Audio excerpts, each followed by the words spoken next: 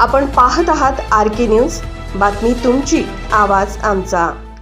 सांडपाडा railway स्थानकाच्या हद्दीमध्ये अनेक दुकाने थाटली आहेत। नागरिकांनी रहिवाशांनी आरोप केला असल्यामुळे सिडकोच्या अधिकाऱ्यांनी तोडक कारवाई केली असल्याचे सांगण्यात आले। मात्र दुकानदारांनी सांगितले की सिडकोने आम्हाला कोणत्याही प्रकारची नोटीस न देता ही कारवाई केली आहे।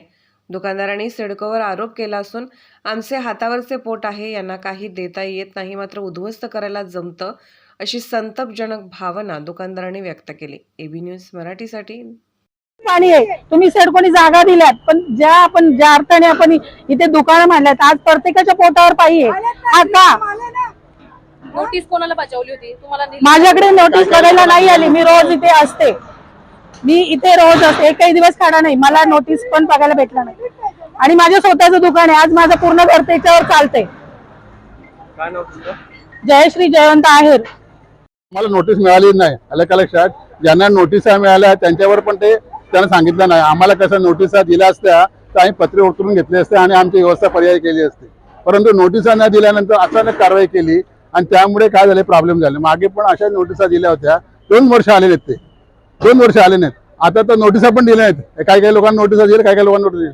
आता ताबडतोब कारवाई केली आणि सर्व आमचे शटर तोडून टाकले।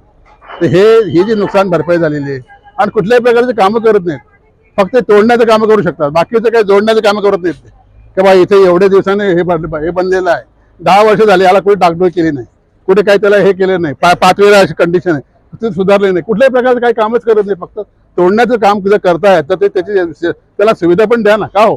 आणि कंप्लेंट केली। मला असं म्हणायचं आहे की साहेब, तर ते नोटिसा द्या ना, तुम्ही रिसेंट नोटिसा दाखवा, ही नोटीस घे, तोडतो असं सांगा ना। ही नोटीस घे, ही नोटीस तू दिली का नाही, काय काम केलं नाही, ही नोटीस आम्हाला दाखवायला पाहिजे। कुठे दाखवलं नोटीस दाखवत नाही तो? हा, ते चुकीचं आहे की नाही? तुमचं नाव काय? माझं नाव अशोक दंड।